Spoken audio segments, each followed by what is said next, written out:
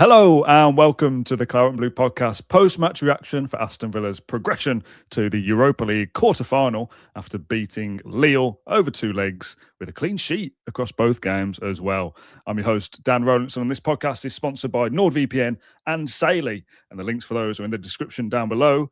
Matthew Kendrick, thank you for joining me on this very professional, for some reason, introduction. How are you, my friend? You okay? It's quite slick, that was, yeah. One take Rolinson.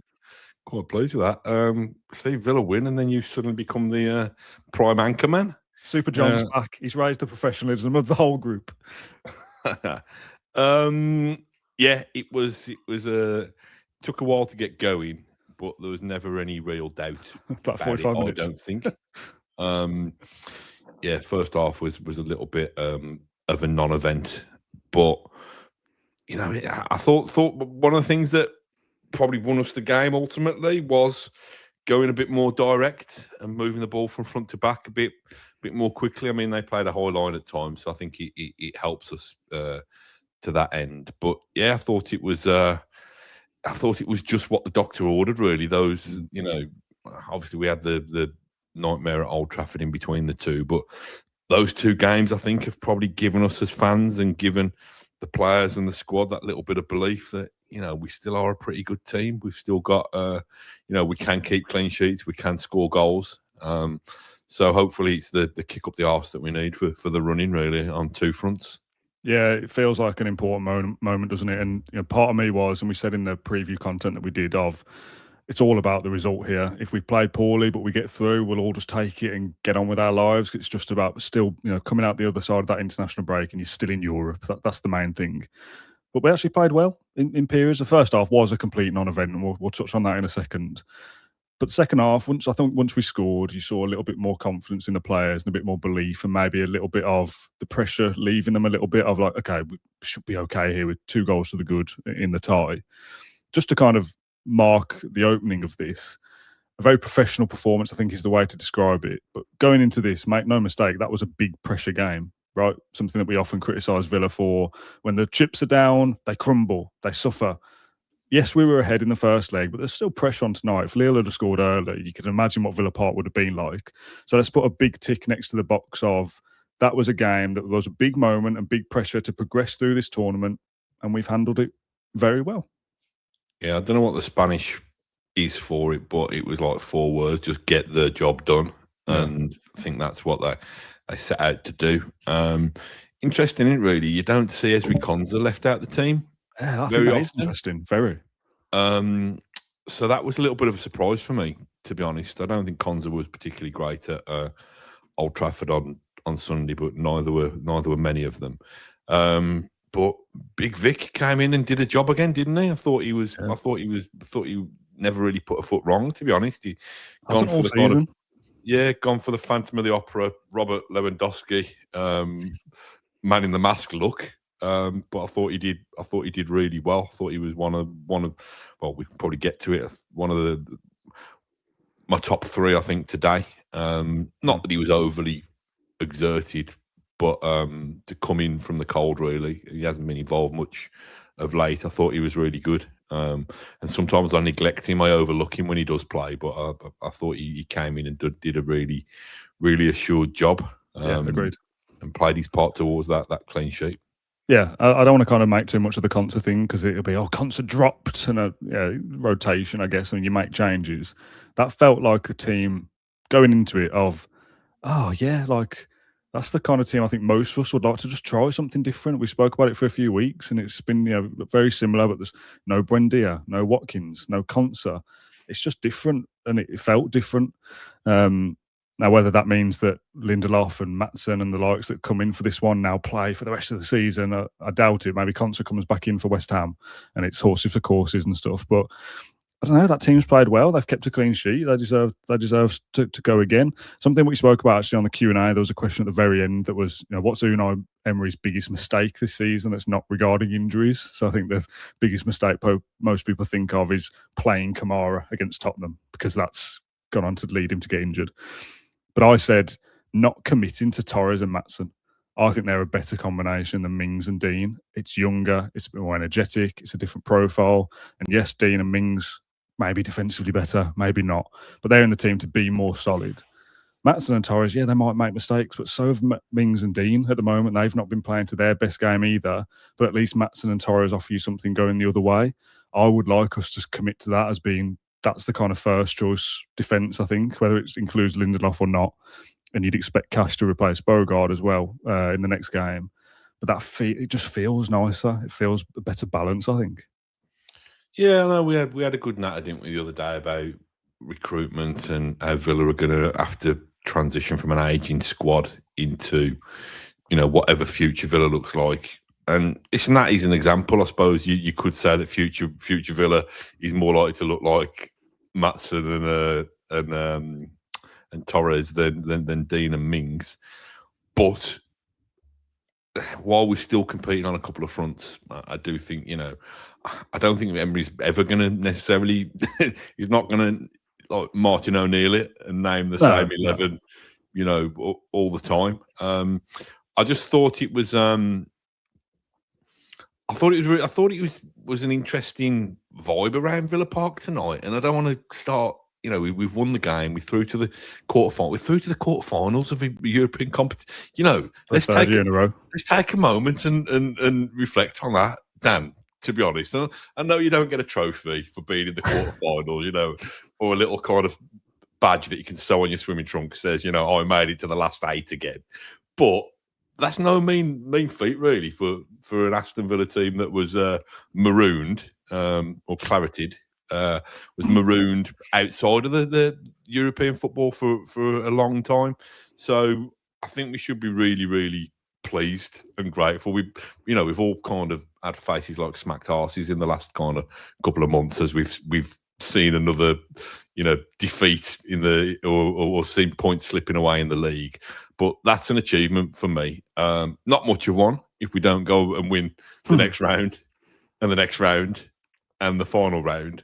But I think it's something to be proud of. But I thought the atmosphere was a little bit weird tonight. I think whoever's come up with these like mosaic little cardboard things is probably going to get sacked in the morning because probably I think their manager went on the pitch, didn't they? I think one of the players went on the pitch one of the subs went on the pitch to retrieve these little paper airplanes. And listen, I'm going to sound like the miserable old git that I am, but sometimes I'm going to get booted out the Trinity Arm if I keep slagging the people around me off too much. You can't get them excited about a goal or a tackle or a killer pass, but somebody throws a paper aeroplane and they're more invested than anything. Ooh! It's like people who and are at fireworks. You think, okay, listen, it was decent. Oh, I think you're being harsh here. I think it was decent half-time entertainment. Prize where it flies. I think it was good first half entertainment. Yeah, but I just thought, I don't know. Perhaps I'm being miserable, but the novelty wore off for me after a while. I don't know. I don't mind it. I thought, like I say, for the first half, I was as much as interested in that as anything else, to be honest. I will say it's twofold, this, though. Although more than twofolds to make a paper aeroplane out of a piece of card. The guy next to me, he got hit by one towards the end of the game, and I picked it up. I mean, when you're holding it up, you think nothing. When it's folded up and it's got a point on it, a bit of weight to it. And he was like, I actually thought he felt like he'd been clocked by somebody. And I did give it a little throw forward, but didn't even make the pitch from about 9 rows back. So, although allegedly I didn't actually throw anything towar's the pitch at all. I was going to come on to this wearing one. I was going to pretend to wear one with it like stuck in my head. But I wish you'd have done that. But my origami skills aren't up to it, especially when I'm driving. Yeah, I don't mind it. Yeah, maybe we won't see that again. We've done it before, haven't we? But I think was it thinner material? Anyway, it's a bit of fun. If that gets people excited and that helps contribute to the atmosphere in some way, we'll try anything we can get. Just on the first half, not sure if Dan was sat in a different seat, said Linux, but never seen him near us before in the Trinity. Saw him yawning at halftime. Yeah, that was me. I was yawning a lot, actually. It's I'm normally in bed by that time these days. Yeah, the first half was a non-event, and I did find myself yawning because I was genuinely tired. But I've sat there for 20 years, I think. So if you're a season ticket holder, Linux, then maybe you need some new glasses or something. So I have been there. Well, maybe it was a lookalike who was also yawning. But yeah, first half, complete non-event. I can't believe we even spoke about it to the length that we have, to be honest. Second half, much more like it, and it feels a little bit. I don't want to get kind of Cundy and O'Hara here. That I've seen signs. I've seen encouraging signs over the last couple of games. Actually, that Man United was poor, but the other Lille game, there's just little signs that we're just heading in the right direction a little bit. And I do think McGinn makes a massive difference to that. Yeah, I think he does. I think it's that infectious enthusiasm that he brings. I actually don't think, well, he's probably not going to be because he's been out for a month or more, but I don't think he's quite fit at the moment. I think, he would probably... 73, didn't he? There's a couple of times where he was actually out-muscled and this evening, and I don't think I've ever seen that before. So I don't think he's firing on all cylinders, but I think his mere presence in the team, that when he's there, you got a leader. Yeah. He's not gonna ask those around him to do anything that he wouldn't do himself. And a 6 out of 10, McGinn is better than what we've had in the weeks. Yeah, absolutely. And I don't think he was bad. I think there's more gears that he can go through, which is good for us, really. Yeah. But yeah, I thought. Do you want to have you done a new jingle yet or not? I still haven't done it. No, Mark. Is that because we've not had any positive? Well, yeah. I don't think we've really discussed man of the match since January, so there's no point. I had one that was, who's the man of the match? Well, it won't be Kamara. No, what was it actually? I can't even remember how it went. I'm not going to play it because I've deleted it. But it referenced Kamara, who's obviously not been available for a while. That's how long the jingle was gone for. So yeah, man of the match, sponsored by NordVPN. Who's your 3 picks, Matt? Right, my 3 picks. I've already said nice things about Lindelof. Yeah. So we'll have him in there. You brought this up, by the way, so I thought you were ready to go. No, yeah. No, I'm just you put me on the spot. I don't know, Sancho potentially. I think that's really interesting, Sancho. Really interesting, because there's a few people in the comments suggesting he had a really good game, and I didn't really see that for most of it. I think he had a good second half. Yeah, I mean, there was one moment where he actually ran the ball straight out of play, which wasn't his finest hour. But then the next minute, he's doing, I don't know what the kids call it, a roulette or a three roulette or whatever. Yeah. Again, I saw signs. Yeah, he's done well. I think he's done really, really well for the goal. Yeah. And I think he had their fullback, the beating of their fullback, pretty much all night. To be honest, probably could have done more, with those positions that he got into. But I think it's one of those nights, Dan, where we've kept a clean sheet. We've got an assist for Sancho. We've got a goal for McGinn. We've got an assist for Watkins. And we've got a goal for Bailey. Now, 3 out of that 4. One out of that 4 has been injured for 6 weeks anyway, so that's great to see him back involved. And the other 3 have been desperate for a break, or not a break in terms of being probably have the fans have probably been desperate for some of them to have a break, but been desperate for a kind of break in fortune or something that's going to boost their confidence. So I don't think Sancho was a world beater by any stretch, and I'm not sure whether he's still a proposition. But I wouldn't be keeping Sancho beyond this. But credit where it's due. I thought there was some good moments from him. Lots of people in the comments suggesting that he was potentially man of the match, one of his best games of the season. Steve says Sancho played well, Dan. You must have been yawning. Yeah, fair enough. Comfortable man of the match. Yeah. He says you must have been yawning. Actually, were you doing that? Did you take your knitting with you? I auto-corrected. That's an opportunity job, isn't it? Sitting there knitting. No, I thought he was all right, but I wouldn't have. If I would have come on here independently of any other thought, I wouldn't have gone Sancho as one of my picks for man of the match. I would have said he had an okay game, was one of the top 5 or 6 maybe. I thought his work rate was good and he had little flashes, but not enough to be like, oh yeah, he's one of the top 3. So everyone sees the game differently, and that's absolutely fine. Bardell's in the comments saying, "How do you two get home so fast? I'm still not." Are you YouTube commenting and driving, Bardell? I hope not. I don't know. We sit in the Trinity, don't we? Are you a leave earlier to beat the traffic? I'm absolutely not, Dan, and that annoys me as well. And listen, it's easy for me to say because I live in Halesowen, so I don't have a 3-hour commute to Villa Park like some of the hardier fans, if you like. But I don't like that. We're through to the last 8, and the ground's half empty. It's always been the way. Yeah, but I mean, listen, I don't want to. I sound preachy now because each to their own and stuff. But do people like leave gigs before the encore, and do people leave the cinema before the before the resolution of the film?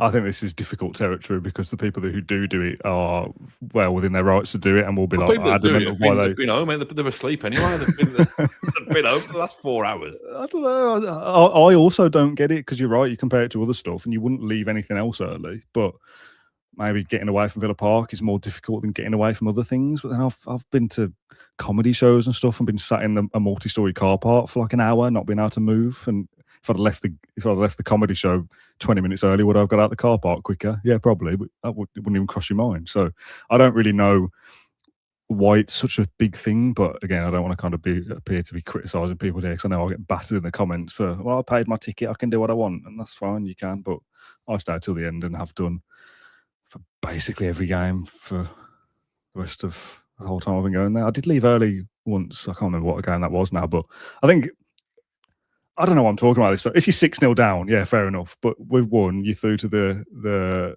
quarterfinals. You clap the players off. You get home. I've got home at 11 o'clock. I'll take that. What's this Bardell? Kendrick hates 50% of home fans. It's double that, right? More like 70. It's double that. Good stuff. I tell you who did well for the goal, by the way. Emi Martinez. Oh, didn't he love it as well? Yeah, I loved Emi Martinez, his little antics tonight. That was one of his. Played well, made a decent save. I can't remember what the scoreline was at the time. Obviously, done what he's done for the goal as well. We'll talk about Leon and Roma, by the way, shortly. I can see it in the comments. But all the little stuff around the edges as well. Taunting up to the north stand. I saw him waving to the Lille fans as well at one period when we were already winning and it was kind of time for them to leave. His celebration, running the length of the pitch pretty much, and also giving a bit of a fist bump to the Lille fans on the way back to his goal. Like, he played, if he's a pantomime villain, he played his role perfectly, doesn't he, in these situations? Yeah, just imagine him going into like French restaurants in the city centre and just overturning tables and stuff like that. But yeah, it was weird that ball for that sent Sancho away for the first goal, because it looked like he didn't really have much room to execute it because Giroud was trying to kind of stick his arse in the way a little bit, but he's played it inch perfect. And I think this is the thing where I think Villa fans have got super frustrated, especially in recent months when we've not been winning as many matches as we got used to. That, you know, we know that Emery likes to build up through the lines in a slow, methodical way, and it's all about control. And you know, if you're keeping the football, then not only are you going to eventually try and create space to create opportunities, but you're denying the opposition the football, so they're not going to be able to kind of lay much of a glove on you. But occasionally, you need to mix it up. And I think we saw that tonight. I think that's just heard some of the commentary on TNT or whatever it was on, saying that, you know, Villa can play round you, can play through you, but you know, tonight they're playing over you. And I think that's being able to adapt and be able to do things differently is really important. But yeah, it was quality. It was quality. I think I've just watched that goal back 2 or 3 times, that first goal, and just everything about it was class, to be honest. I mean, Sancho, you're thinking, you're willing him to put his foot through the ball and shoot, and obviously he's hit the post tonight, but the way he's had the presence of mind to chop back and then see McGinn, and to be fair, McGinn has put out of a sprint on for somebody who's only just back from a injury. I just thought it was a quality goal, and the finish as well, right in the corner. It was brilliant. Yeah, nice. Just a couple of different bits and pieces. Actually, quickly from Billy the Kid, just joined. Have I missed the John McGinn statue confirmation discussion? Somebody earlier on said, you know, does he actually need to win a trophy to be a legend? I already class him as a Villa legend. If I was talking about him, if he left in the summer and we don't win anything, I still think he's a Villa legend. I think if we do win something and he's the captain to do the trophy lift, then yeah, it's no question at all in my mind. And again, people different generations will feel differently about what it requires to be a legendary figure. And I think winning things is kind of if you've got a box of checklists to complete, I think winning things is one of them. But I think he's, I don't know, a modern day legend if you have got to differentiate it if he doesn't win something. Yeah, I think so. I mean, we could on the playoffs. Yeah, there you go. I think it's about moments, though, isn't it? You know, it's Villa haven't won it. Embodies what the club is. Well, listen, is it next Tuesday? Is the 30th anniversary of us winning F-all? So does that mean that we had no legendary figures for 30 years? Yeah. Maybe the argument is that no, unless you've actually kind of, you know, indelibly left your mark on history with a winner's medal around your neck. But I think the fact that, you know, it's not, you don't get a trophy for it other than the playoff trophy. But to go from whatever we were when Dean Smith came in, 16th in the championship, to European quarter-finalists 3 years in a row, to finishing in the top 7 3 years in a row, 4 years in a row, whatever it is. Listen, you don't get a prize for it, but in terms of chapters in Aston Villa's history, you know, I think Graham Taylor was a legendary figure for Aston Villa, but he didn't win anything with us. So I think McGinn, definitely fits in that category. A couple of other bits and pieces before we wrap up. We said we're trying to do half an hour, so we're on course for it. Gary, one thing I noticed with Ollie Watkins tonight was that he seemed to be enjoying himself. I've not seen him like that for ages. I agree. I thought he was a bright spark as well, or a brighter spark, and still had his moments. I think the assist is great. And what was interesting from UK crits, as I was about to say, Watkins wearing the captain's armband when McGinn went off. I don't think we've ever seen Watkins as captain before. Obviously, Concer's not on the pitch, but Martinez is, but he's not been captain this year either after the summer. I don't know whether that's a club decision or whether McGinn's thought this will give him a lift. You know, I'll go and give it to him. But just if that is a nice, classy touch from the captain to give it to Ollie, maybe a bit of a confidence boost or an arm around the shoulder. And yeah, again, I've seen signs that he seems to be edging towards not like, oh, he's brilliant again and he's going to go and score 8 goals in the remaining 8 games, but just seems to be, I don't know, feeling himself a bit more, maybe. Yeah, the captaincy thing was interesting. I mean, what's the pecking order now? McGinn, Mings, Concer, Watkins? Possibly, yeah. Tielemans, maybe, if he's fit. Yeah, I mean, I think it's... I think Emery clearly values, I don't know, longevity, I suppose. But yeah, listen, there was still... I've said this all along, Dan. Cash, maybe? Yeah, I've said this all along, that it's not the fact that Tammy Abraham's a 10 out of 10 and Ollie Watkins is a 1 out of 10. There's not that much difference between them. I absolutely agree when people have said that Watkins needed taking out the firing line and, you know, probably was carrying a bit too much baggage in terms of his own confidence, you know, being on the wane. So, and Tammy, the fresh arrival, keen, eager, lots of goodwill in the bank from what he's done previously. But we got two good centre forwards. And listen, it's not a be all and end all. We've got 2 good English centre forwards as well, and there's not many teams who can boast that, if you like. So I thought Watkins did have a little bit of a spring in his step. I thought he did some good things. I think there's one time where he put a brilliant ball, you know, kind of outmuscled his marker and put a brilliant ball across the 6-yard box that nobody was there to get to. A couple of scruffy things again when you're thinking, you know, you've taken a heavy touch there or whatever. But likewise, Tammy Abraham did some good things and did some less good things. And I think having that combination, whether you start one, bring the other one after an hour or vice versa, you know, I think we're in a decent position having both of them, to be honest. Yeah, although Tammy did get hooked early, didn't he? 55, was it? Something like that? Yeah, I thought he was doing okay. I said a few weeks ago that like when Watkins was continuing to play and we kept saying, roll the dice, try something different, play Tammy, play Tammy. I said I don't think Tammy's the silver bullet that he'll start playing and we'll just win games and we'll be a brilliant team. I think Watkins, what he offers to the team is still very important. And I don't want to say that was vindicated, but Tammy's had a couple of appearances, and it's fleeting, right? He played half an hour the other day. He's played 55 today. It's not a massive sample size, but he's also not come in and kind of took the team by storm. And we've been brilliant with Tammy in and rubbish with Watkins in. It's not as binary as that. I thought Tammy was winning things in the air, but kind of no one near him. You take him off and maybe feel you're going to lose that a bit. But I thought Watkins' hold-up play was better than it's been recently as well. And he looks strong. So if it goes that you start Tammy and then you bring Watkins off and Villa are still good, and then you start Watkins and then you bring him off and Tammy plays well and Villa are good, like Villa win there, right? Whether they win the game or not, it's different. But as a collective, they win because they've got two options that are in tandem with each other rather than one's good and one's crap. We will see how it unfolds for the rest of the season and who plays against West Ham and from there. A couple of things, and then we will wrap up, I promise. The rest of the Europa League. Quickly, first of all, Villa have already announced ticket details for the quarter-final, which feels very early, but fair play to them. And just as a quick scan through, my ticket tonight was 51 quid, and it's 61 for the quarter-final. So 71 for the semis, maybe? Is that how this works?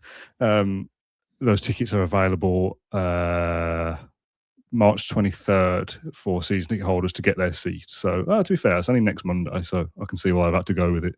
So, yeah, ticket details are on the website if people do want to go and snap those up. You mentioned earlier on about kind of what to take stock of Villa being in Europe, a European quarter-final again. It's the third consecutive year now, the Conference League final. Conference League getting to the semis. Champions League was quarters and now quarters again for the Europa League so far and hopefully beyond. Do you know who's not in Europe? Roma and Lyon, which is, we talk about, well, if all the favourites win, it'll be Villa, Roma, and then Lyon are by far the favourites on the other side of the bracket. So they're the finalists. I think most people are doing some kind of tournament predictor and they're having Lyon on the one side and Villa as the other as the favourites to get to the final. It isn't going to be that now.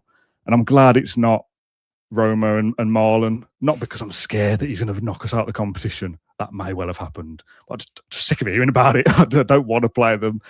We've played Bologna a couple of times. I've never really been that impressed by them in any of the times we played against them. We've beat them. I mean, we've beat, if I'm right, Bologna more times over the last couple of years in Europe than we've beaten Man United at Old Trafford in about 40 years. So I'm happy to play Bologna again. I think we should get through that. It's Forest Porto is the other quarter-final on our side, which is a tasty game. John always says Porto aren't as good as people maybe think they are. So it could be, well, it will be Porto or Forest in the semis on our side. And on the other side, it's Braga, Betis, Freiburg, Celta Vigo. So that side, to me, at least on paper, is the weaker side. And one of those four will make the final. So if Villa can get past Bologna, which I think they will, and then get past the semi-final, I think it's one of those ones where you might look at it and think that the semi-final is harder than the final. Again, I appreciate I'm looking well into the future and we just need to win the next game. Yeah, we are getting a bit ahead of ourselves. I mean, for the last 3 or 4, 5 post-match podcasts, we were wondering whether we'd ever score a goal again or win a football match again. So I don't want to quite predict our route to glory quite as soon as this. But although you've annoyed me by telling me that I've got to reclaim my ticket by the 23rd. Payday is the 25th. I thought they could have given me two more days grace. But yeah, listen, it's... Do you want to sit somewhere different? Should we sit somewhere different together? Should we go in the whole end? Do we have to reclaim our season tickets? Do you want to sit somewhere different? Oh, like I'm going to be banished from the Trinity soon anyway if I keep slagging off the people around me. So, yeah, listen, it's there to be won, isn't it? We've been favourites from the time of the... from the day that we lost to Manchester United at Old Trafford at the end of last season and knew that we were in it. We've been favourites, and tonight's a good night. We've got through. The path to silverware looks possible, but this is Aston Villa, isn't it? Yeah, nothing's ever easy, is it? Yes, getting well ahead of yourselves, thinking about the final, says Seymour. Yeah, of course we are, but it's 20 to midnight on the day that we've just qualified for the quarter final. So if there's one day that we're allowed to dream a little bit, it's today. We'll soon be crashing down to reality, I'm sure, in the international break after we've lost to West Ham and we all fear that we're never going to win a game ever again. So let's enjoy it while we can. I think I'm just about done. I don't think there's anything else that we've not spoken about, unless you can think of anything. No, just a couple of shout outs to people. There was somebody, I've got the lad's name here, bear with me a second. Shout out to somebody. Thanks for watching. A fella called Chris Thomas, who came over and had a chat with me and my son I can't remember what the name of the pub was, the Weatherspoons in Altrincham on Sundays from Somerset. Chris Thomas, and he really nice fella, big fan of the show, but said, we're going to lose. Really negative. We're going to lose 3-0 today. Well, Chris, we didn't lose 3-0, did we? We only lost 3-1. We won 3. Oh, the other night. Sorry. Yeah, I was thinking about today. So, yeah. So he was, it was good to bump into him. Who else? From another father and son who was sitting next to us at the table, Mark and Liam, in the same pub. Was this a celebrity appearance from you or something? Did you get wheeled out? That was it, yeah. Just supping me cheap pints in Weatherspoons. And the fellow who sits a couple of rows behind us in the Trinity. He's one of the good guys in the Trinity. Called John Redshaw and his son Jonathan. And they travel from Manchester and Selby each week. So I don't know if they did leave. Boom. 5 minutes before the end, they're forgiven. But yeah, they're amongst the kind of the Villa fans who put the miles in as well. So shout out to those guys as well. Nice. Okay, I'm going to call it there then. We've done our 32 minutes of the post-match show for Villa progressing in the Europa League. We are all saved from a John Townley meltdown, at least for another few weeks. I was, in some ways, I don't want us to lose, but I'm quite intrigued by what a John Townley meltdown looks like. Are you? How old's your son now, Wolf? He's 3. Does he ever do that thing in the supermarket where you won't buy him a Kinder Egg or something, and he like beats the floor? And all the time. As a toddler tantrum. Yeah, I think that's what John Townley. You know, if his other half won't buy him an extra packet of brown rice or something, I think he just kind of. We've already got 10 kilos at home. Right, that'll do. Sorry, John. We will be back on Friday night or Saturday morning with our West Ham preview content before the post-match. That'll be you and me again on Sunday afternoon, where we turn our attention once again to the Premier League, where Villa could potentially progress in Europe and pick up some more points in the race for the top 5 before the international break, which would be nice, wouldn't it? That would change the mood a little bit. Matt, thank you for joining me on this one. Thank you for watching along live and getting involved in the comments. And if you're watching or listening on catch-up, you can get involved in the comments and share your thoughts as well across various platforms. Right, we'll see you on Saturday or Friday night. Thanks for watching or listening to this one. We'll see you then. Goodbye. Goodbye.